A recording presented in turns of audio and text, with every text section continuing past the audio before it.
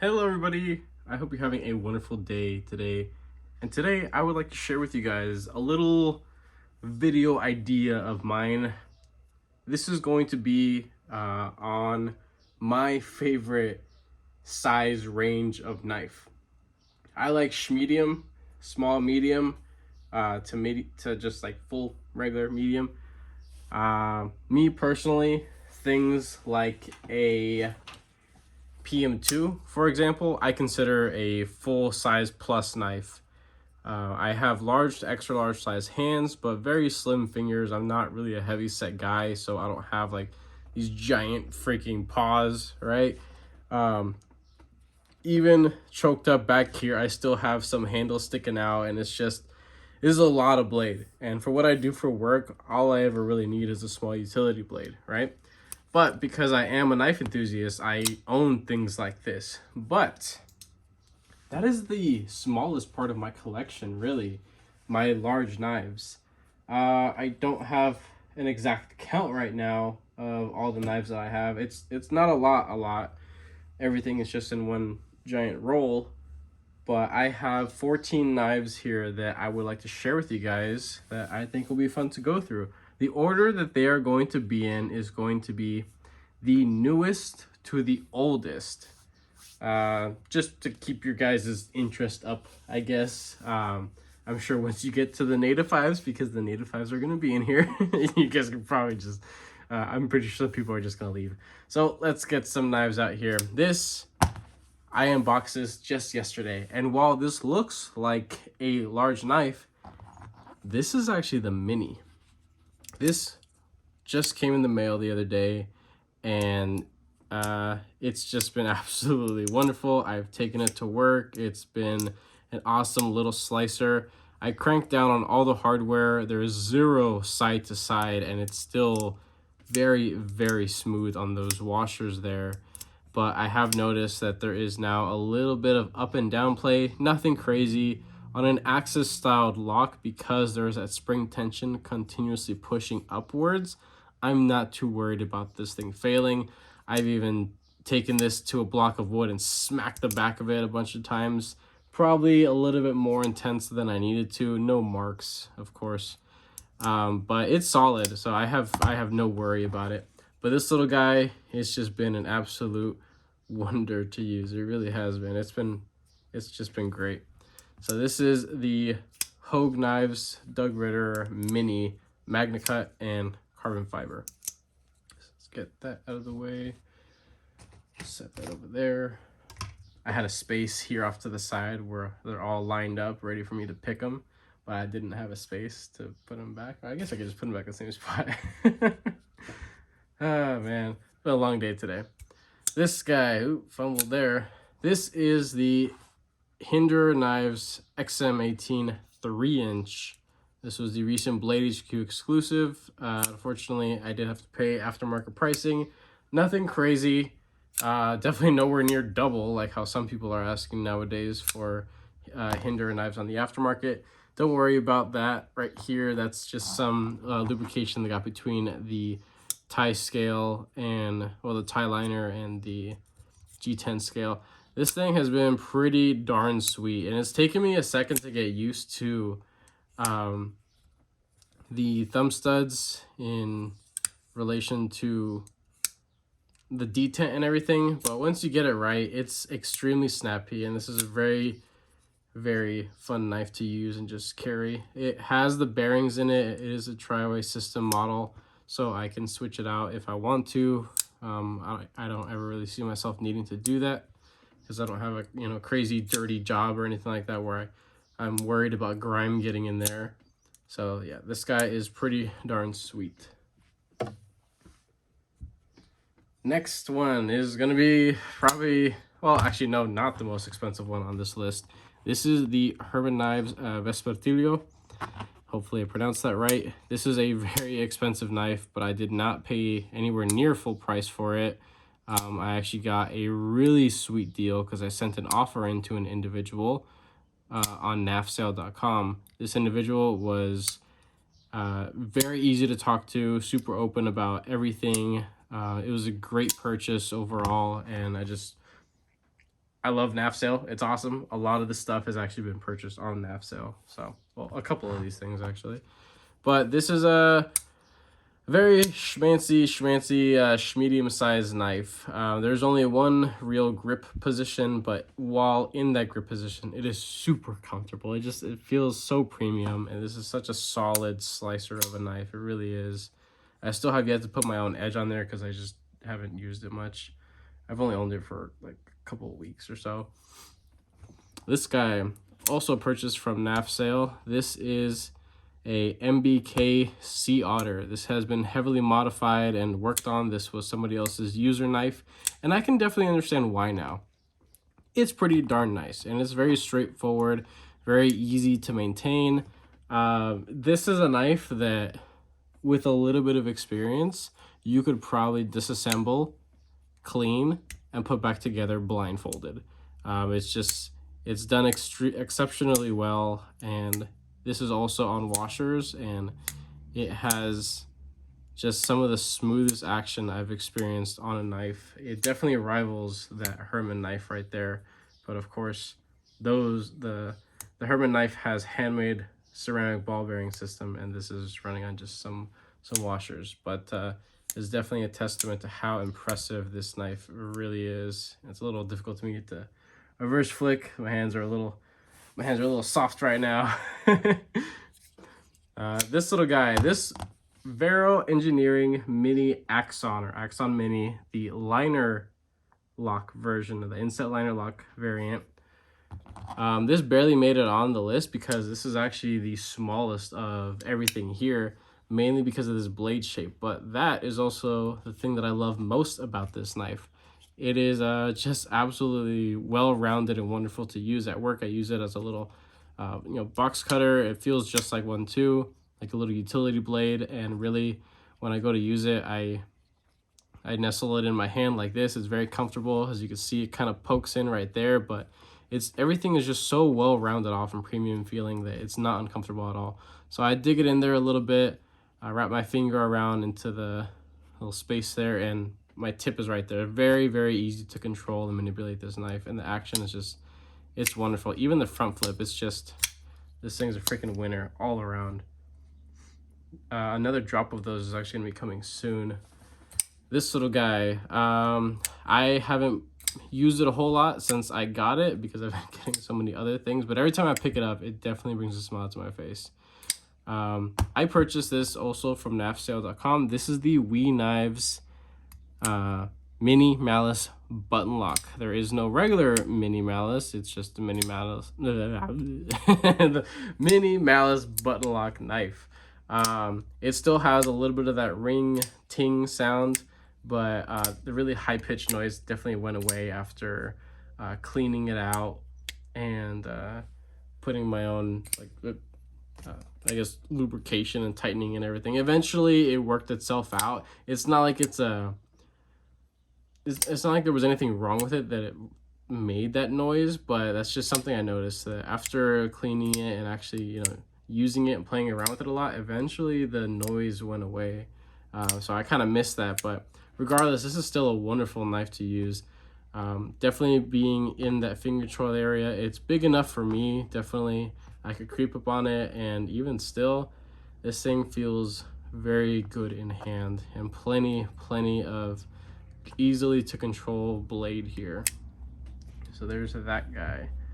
Another one that I did not think I was going to enjoy, and honestly, I kind of have a love-hate relationship with this knife because I haven't had the best experience with MBK. But this is the Monterey Bay Knives Mini Old Guard Warncliffe version. So this is the smaller one. The small one's actually still available, I believe, at the recording of this video.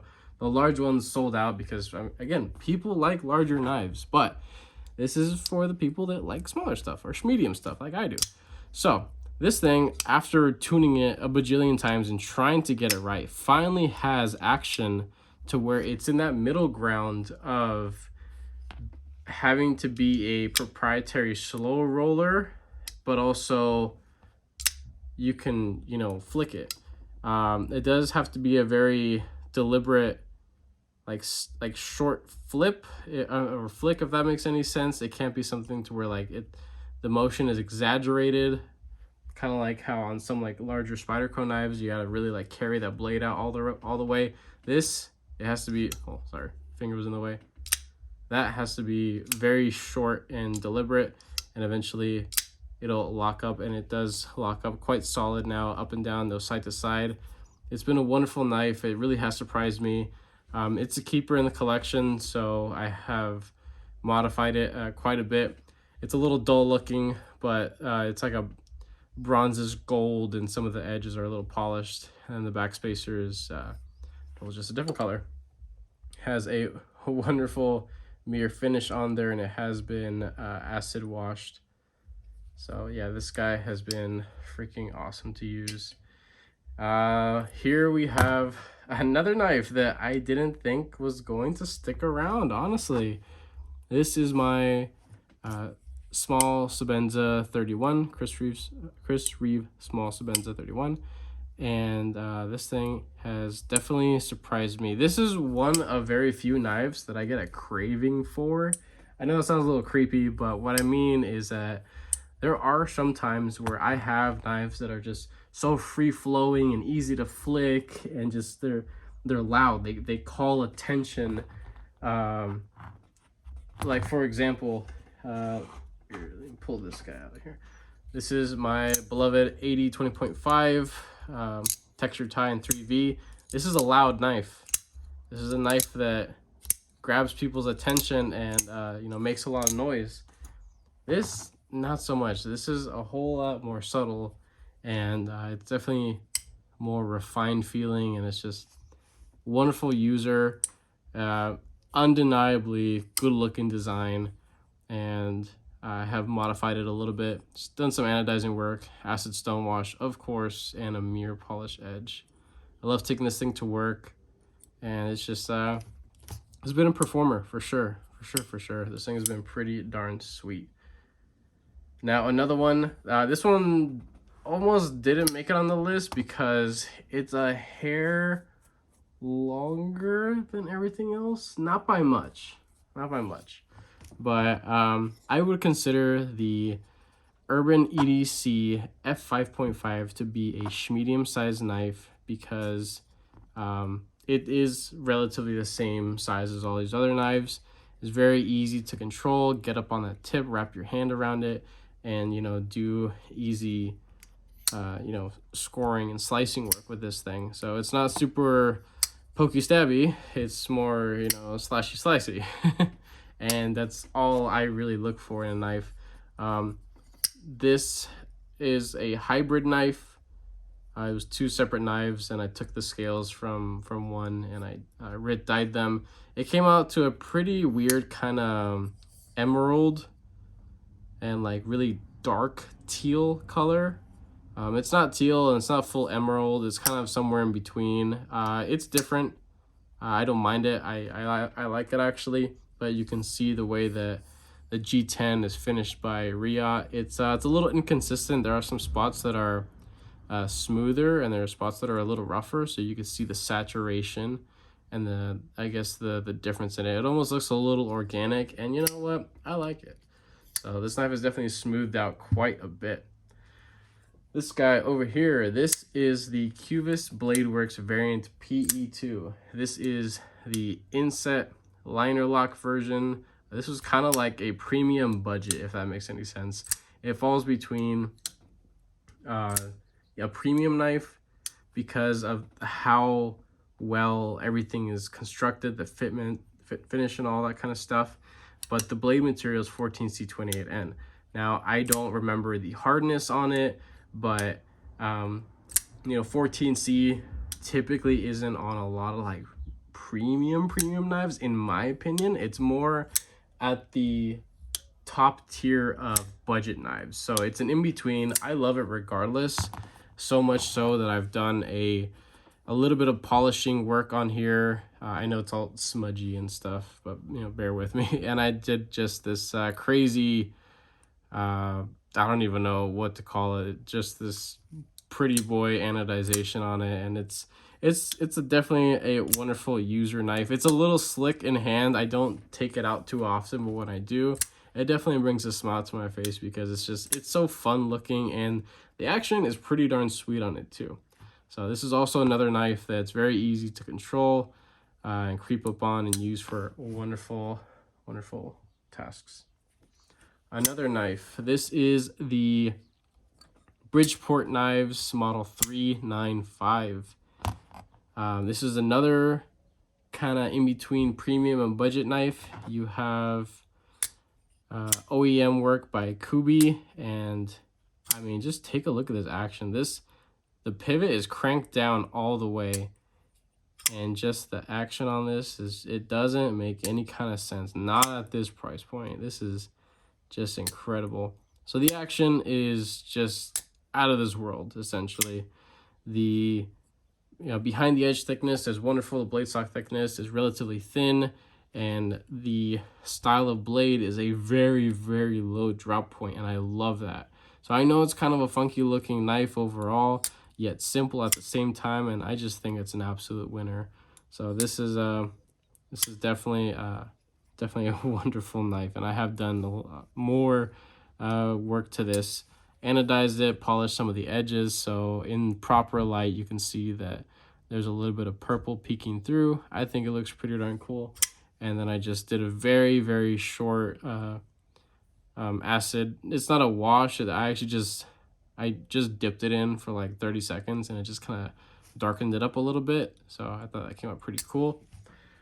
Now the Native 5s. So you guys have seen this a million times, and you recognize either one of them by now if you've been watching my videos for some time. I use either or. I interchange them because of the exact same dimensions essentially, except for thickness and weight, right?